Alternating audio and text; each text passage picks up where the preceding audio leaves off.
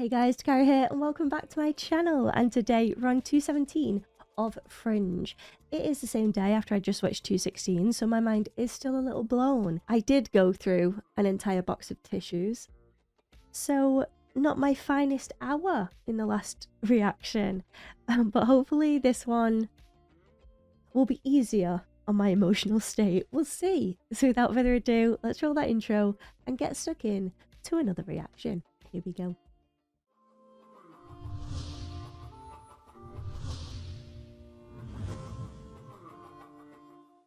We're just kids. So is that when you think you were exposed to something? I really don't remember names. So long ago. You know what? I do remember one boy. Nick. Lloyd Becker. I really appreciate you helping me out. I should be back in 20 minutes. Bye. Yeah, I thought I was going to say something about the touch.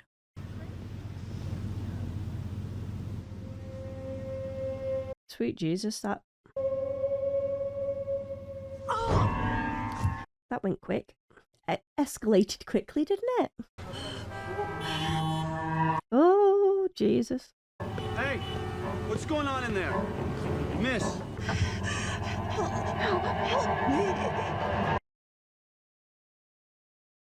Okay, we're back to the usual Fringe, boils and all. Hopefully this one is going to be easier on my heart. We'll see.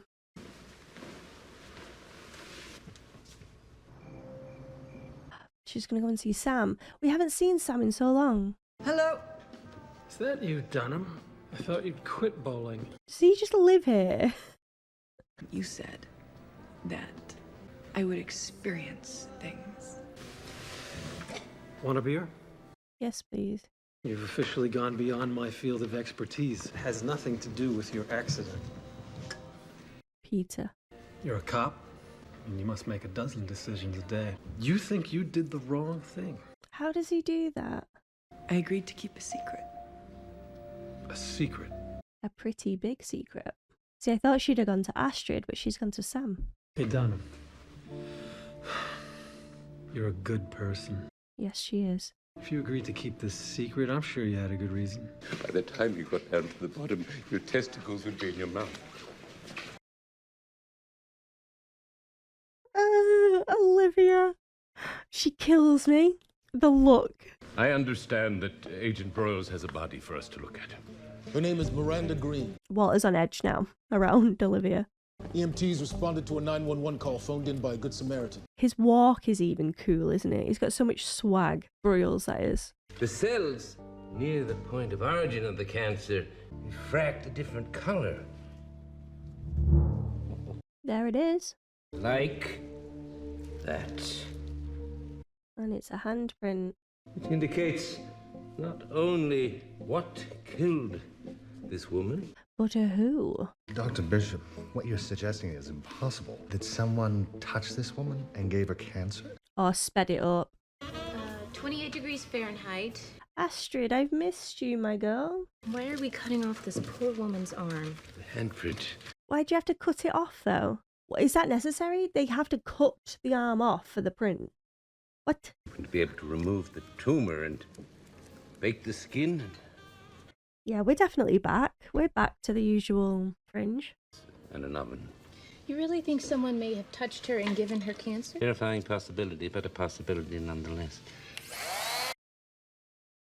We need glycerin, cornstarch, and food coloring. Food coloring? Well, not for her, but since we're baking, we may as well make some taffy. Ugh. She was prepping a case against Intrepis Pharmaceuticals. How much money was at stake in the trial? He's got one of them faces, hasn't he? Like he'd probably be up to something that he shouldn't. Screen had a bunch of meetings scheduled for yesterday. Do you recognize any of those names? Neil Wilson. She was supposed to meet him about an hour before she died. But that won't be his name. It'll be the Lloyd whatever, won't it? He was the one that made her eat a bug. Is my guess. I could be wrong. Also, I have a question. Every time she looks at Peter now, is he going to glimmer? Like every time? Or does she have to switch it on? Pizza? Oh, thanks, but no, I didn't get much sleep last night. Anyway, I'm really hungry, but all right, thank you. Oh, she's gonna avoid him now and put the brakes on everything. And she was getting the feely feels. Oh no, we're backtracking. And she hasn't slept again. Brilliant. I ran Neil Wilson's number. It's a disposable cell phone and it was deactivated yesterday. What is that? Astrid, could you give Walter and I a minute? Sure. Walter, I have to tell him. I gotta tell Peter the truth. That's not what we discussed. I know. And I'm sorry. He deserves to know the truth about who he is. Because she can't even sleep. She can't even sleep. I can't lose him again. I can't. You won't. I have to tell him. And if it was the other way around, I would want him to tell me. I did think about that. Hey, I didn't realize you were coming. I'd have got you one too. She can't even look at him. She can't look at him. Miranda Green used her credit card at a downtown Providence cafe about a half hour before she died. Peter looks all cleaned up now. He's been looking a bit frazzled, in my opinion, the last few episodes, and he looks okay now. I wonder if that's because he feels like he's getting closer to Olivia. Oh no. Well, the guy she was with, he looked real pale and skinny. You think he was sick? I'd say pretty bad. Looked like my uncle did when he's fighting cancer. There we go. Wait, is that him? He doesn't look as sick anymore. Getting ready for a triathlon? Just trying to stay healthy. So he's good for a while and then he gets sick again, and then does he have to... You okay, sir? Yeah, I just,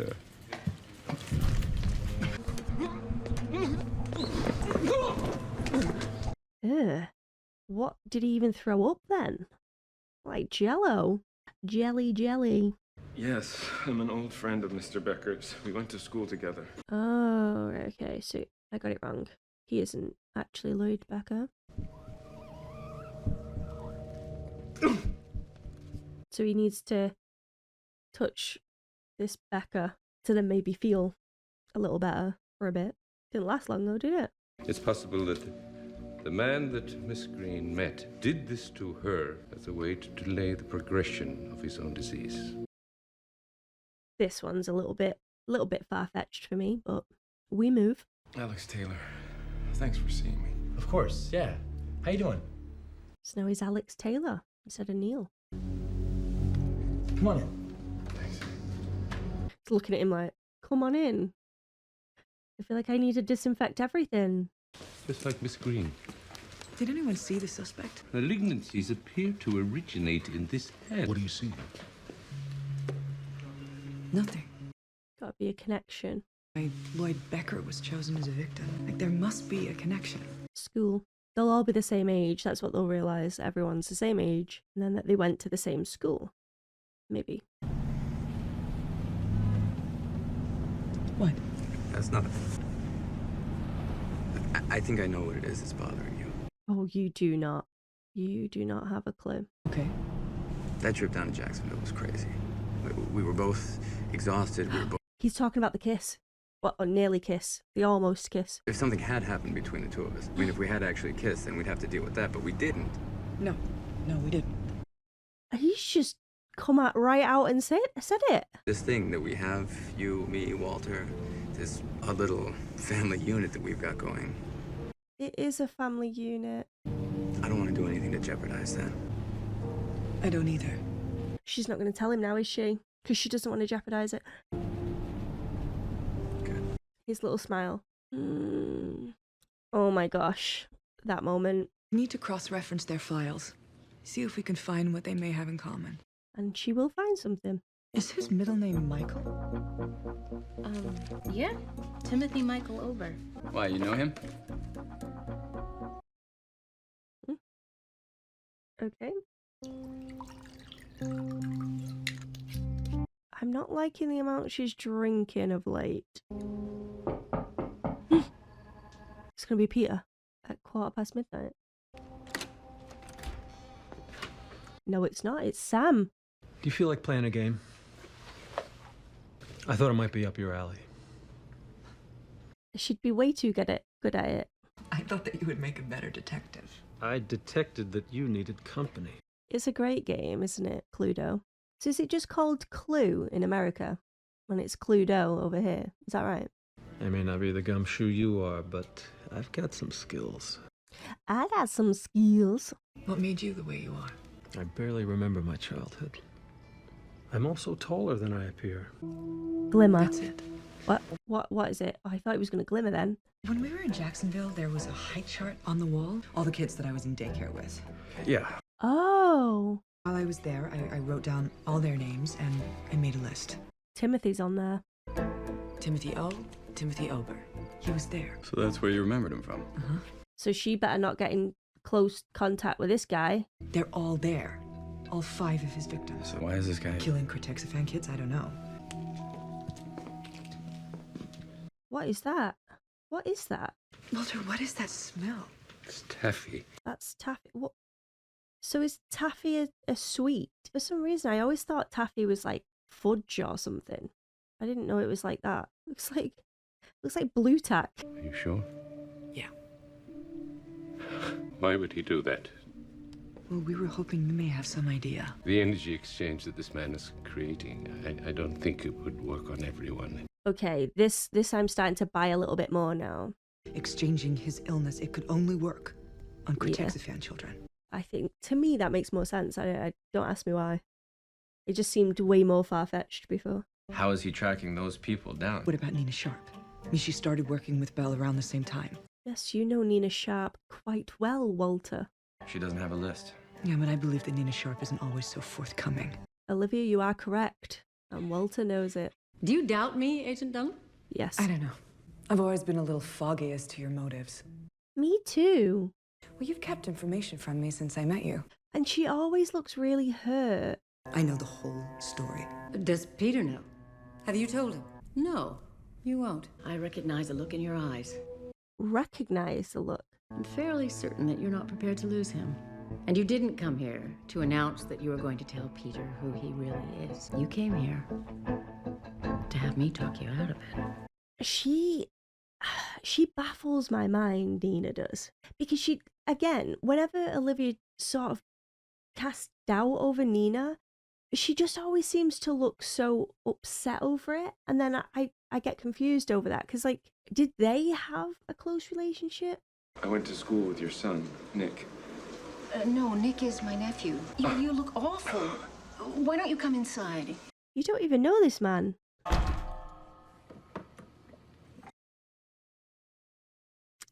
Ew. That is quite the scab you've got there. That's absolutely vile. Nina didn't have anything. How's it going here? So we just don't get to witness that conversation? Nick lived here a while after his parents died. He moved to Brooklyn. And he is no longer with us. Do you have his phone number? I'm afraid not. Oh, she doesn't even know. She doesn't even know. Someone else from Jacksonville came by 6 months ago asking for Nick. She must have gone to school with you as well. You don't, by any chance, remember her name?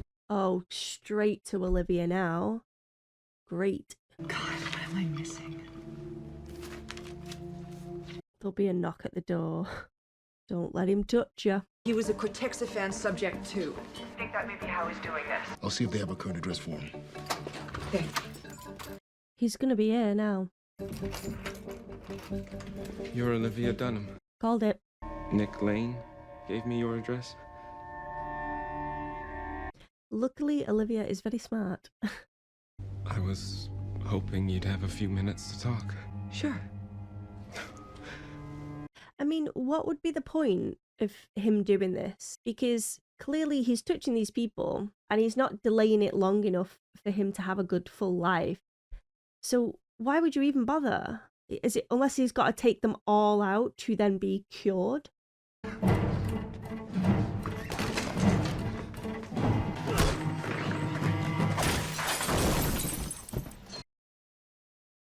Sat his ass down. Hello? Of course, the first person she calls is Peter. You stay down.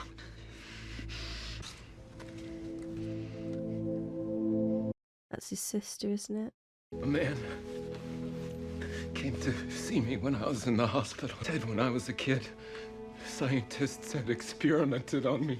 What did he look like? What happened to your sister? She stayed with me while I was in the hospital. It just happened. Oh, so he doesn't know it's to do with touch. That's when I realized okay. how it worked. Then he did. I was giving him the benefit of the doubt. If that man had never come to see me, I would have died the way I was supposed to. But who was the man?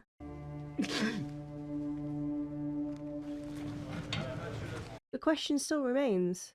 Who went to visit him? How come you didn't call Broyles? I said it, didn't I? I've got you on speed dial. Thank you for coming. You're welcome. The way she's looking at him. I can't. The man who tried to activate him. Do we know who he was? Nina actually asking the important questions. Aside from Olivia Dunham, there are still nearly a dozen unaccounted for people from the Jacksonville experiments. If they all have capabilities anything like the ones we've seen, and if someone were to find them... Then we need to find them first. Does she mean that, though? I think that you may be right. I think that maybe some truths can do more harm than good. This is what I was wondering. That some Pandora's boxes are better left unopened. Is that because of what Nina said to her, though, you know? Or just because of the experience, like, with this guy and his cancer? Because he said if this man didn't come see him, he would have died as he should have. I've done enough damage. And it's time to start to put things right. What? Whatever the consequences. And that starts with telling Peter the truth. Oh my gosh. Tell him who he really is. There's that fear again. I love the show. Another episode down. And another really strong one. It wasn't as intense as 216, but I do think that it had some really strong moments throughout it as well, because it brings the characters together. Like Olivia confronting Nina, I think we've needed that for a while. I still obviously want to know more about that, and I'm trying to piece together the things like that we didn't get to see, such as Olivia then saying to Walter at the end, you know, I don't want to open Pandora's box. Like, is that what Nina has advised for her to do?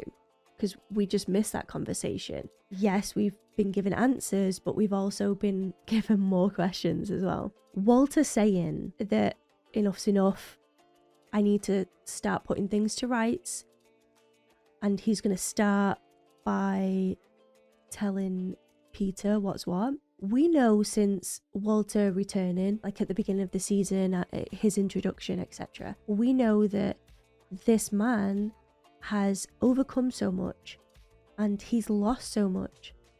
So we've slowly had the privilege of seeing him overcome the struggles, him being independent, him relaxing around Peter, growing that relationship again with Peter, and being let out into the world because he was locked away for so long.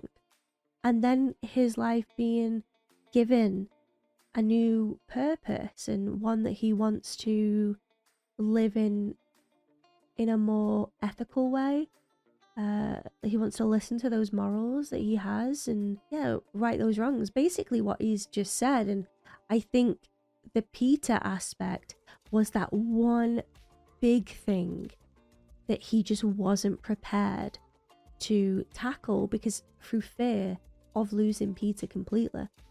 And I think that now, especially after speaking to Olivia and seeing how his life has improved since living it in this more moral way, I think he's now considering to tackle that big one that he's been putting off for so long. I'm hoping the reason in it is purely because he wants a clean slate and he wants to live his life now without any secrets and without holding anything back. I'm hoping that's all it is.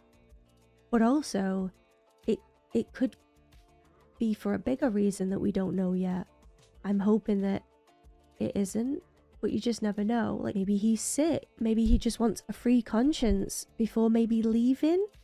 Honestly, I don't know yet. I'm just speculating, but in my heart of hearts, I just want it to be because he wants to live his life, you know, free of doubts and worries and just clear, you know? That's the hope for me. Let's talk about that moment in the car with Peter and Olivia, where Peter keeps looking at Olivia, knowing that something's going on, and in his head, the version is, you know, we almost kissed. Let's not make it awkward. Can we crack on? In reality, it was Olivia wanting the kiss, but then realizing that he's not of this world. She then has to keep this massive secret from him to the point where she can't even look at him in the eye anymore because she's feared of spewing out that secret and damaging his relationship with Walter, and more importantly, just Peter's world. It would rock it, and not in a good way.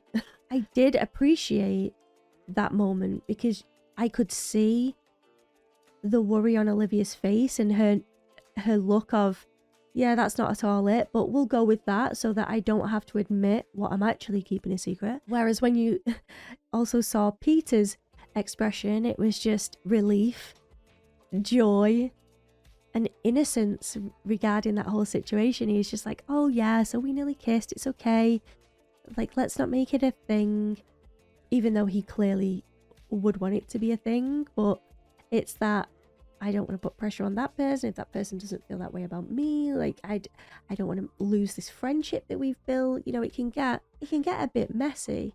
So Peter smiles at the end thinking, yeah, I did it. I booked up the courage to bring that up in conversation, and I feel as though I've fixed that. That's the look he was sort of giving there. And Olivia's was wrapped in so much conflict. So yeah, I did appreciate that moment, and just for him having the guts to bring the whole almost kiss up as well, because that would have took a lot of guts to do. So fair play Peter for that. There's so many moments though when they're in the same room that I can feel that tension, and to me Olivia is saying, like, I want this to be more, but also we can't start anything when I know the truth and you do not. It's gotta be rough on Olivia. It really does. But she was gonna keep it a secret. She got to that point where she was like, I think it is better to be kept a secret. Whereas Walter's gone, nope, you were right in the first place, so I'm gonna say something. I wonder if 218 is gonna be that moment, that big reveal. That is very exciting. Okay, so we spoke about Olivia and Peter. So now let's talk about Walter and his journey throughout this episode. At the beginning, he's still in that like ignorant bliss. Olivia's not going to say anything. Everything's fine. We can crack on. I can treat Peter the way I've wanted to treat him. I can make him taffy. I can make him happy, basically.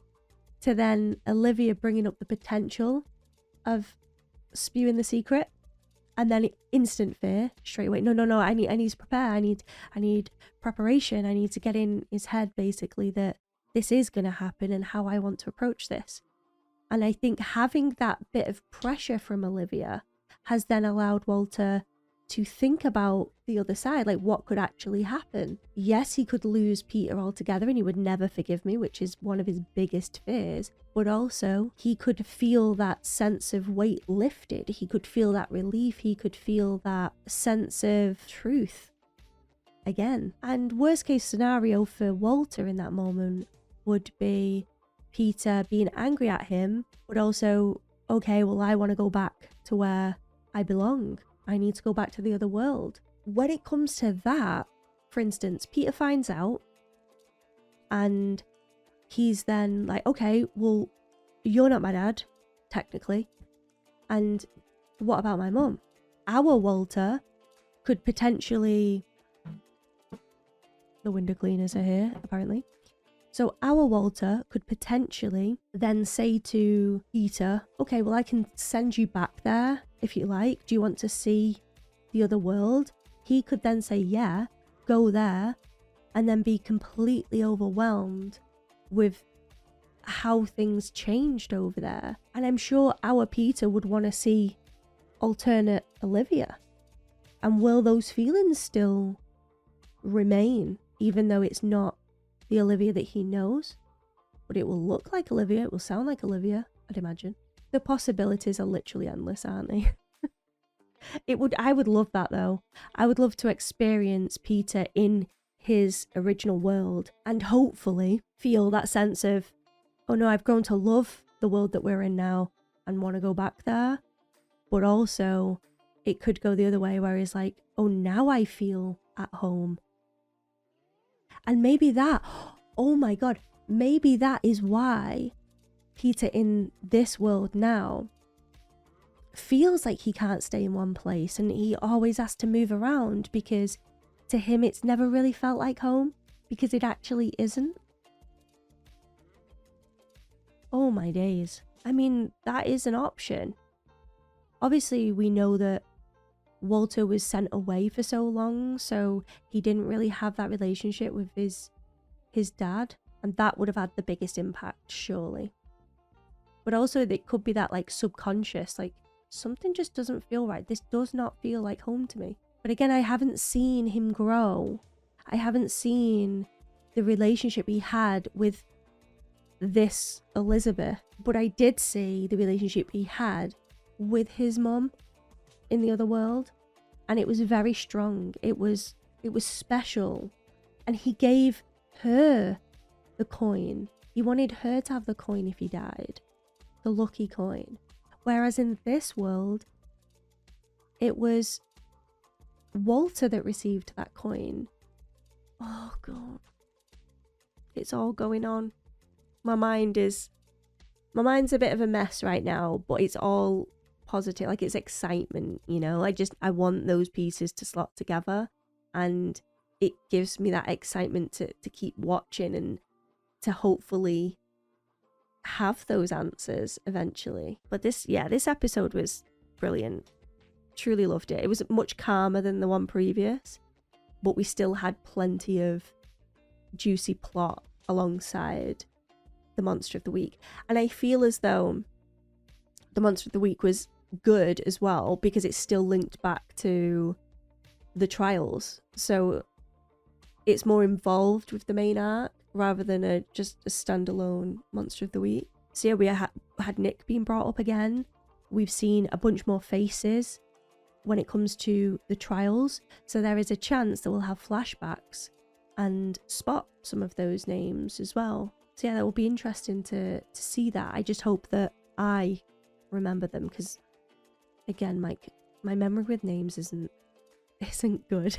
You guys know this at this point, but I'm sure it will all make sense. And the show is really good at explaining it for the dumb people like myself. So those fears that I had when I first went into the show, like, I just feel like I'm going to be too thick to watch it. I'm not going to understand it, blah, blah, blah. But you guys reassured me, and you were completely right, because they always make sure that the audience is following along as best that they can and where they want them to be. So yeah, it's really good. I'm still intrigued as to what man visited the hospital, and I'm wondering if the man is going to be an observer or not. That's why I was like, but what did the man look like? Can we talk about the man, please and thank you? And even Nina brought it up. I was like, yes, Nina. Because that is the first question that I would have had if I was Olivia. Like, wait, so a man visited you? What did the man look like? Because the man could have been William Bell. It could have been Walter. It could have been the observer, or a observer, because we know that there's many now. Like, again, there could have been many options, and it would have been nice to have known the name, even though he's in an induced coma now, so I guess we're not going to get that. But is that because Nina wants that to remain a secret? I don't know. Nina is still a mystery to me. Like, I know I like her, but I don't understand her yet. She's so good at masking what she knows and the relationships that she has. So she was extremely close with Peter, the one that passed away. But then Peter walks into the room and she knows that it's alternate Peter. She just conceals it. Same with Walter. She's quite the character. I'm really interested. And I love when she has scenes with Broyles as well, because Broyles is very stoic. So when they're both in the same scene, and clearly they have like a romantic connection as well. So yeah, I do like those moments between the two of them. Yeah, I'm excited to see more of this show. I really, really look forward to it every single week. So I hope you guys are enjoying the reactions.